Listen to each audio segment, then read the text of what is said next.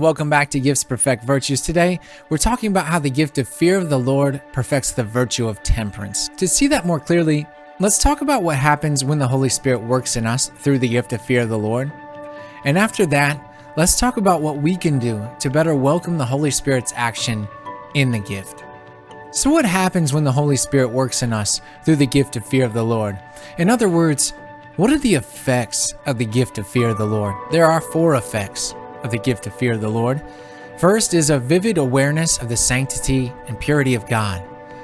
Second is a loss of interest in the pleasure afforded by creature attachments. Third is a lofty degree of humility. And fourth is a profound appreciation for the beauty of the spiritual life of grace. Such are the principal effects of the gift of the fear of the Lord. You know, to reach the perfection of the Christian life and the most intimate possible union with God, it's necessary that the concupiscible appetite be not controlled only, but also that it be purified. Servile fear or fear of punishment may serve frequently to prevent one from yielding to the desire for sensate pleasure. But the gift of fear, which is filial fear born of love and reverence, seeks the purity required for union with God. The gift of fear of the Lord, therefore, is a great help in the active purgation of the sense appetite, and it prepares the way for the passive purgation of the senses. Now, what can you and I do to better welcome the Holy Spirit's action in us through the gift of fear of the Lord? There's 3 things we can do. First, we should cultivate a love of solitude, recollection, and the faithful practice of mental prayer. Second, we should be vigilant in keeping custody of the senses, and we should make acts of love of God. And thirdly, we should do all things for the salvation of souls and the glory of God.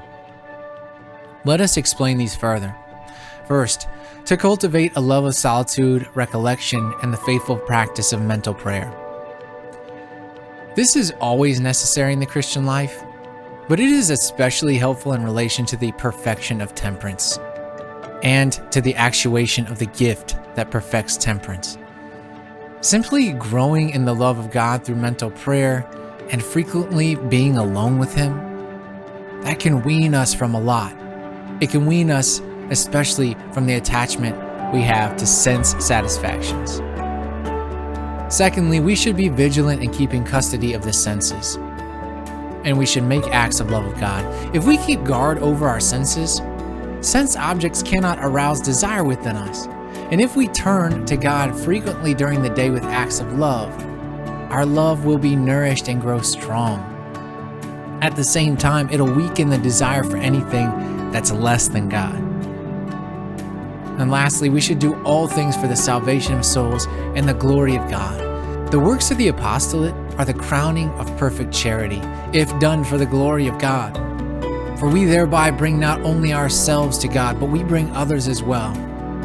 And when it's done for such a lofty motive, the service to others out of love will help us rise above the life of the senses. It'll help us go a long way in purging our love of any taint of selfishness. Well, that concludes today's lesson.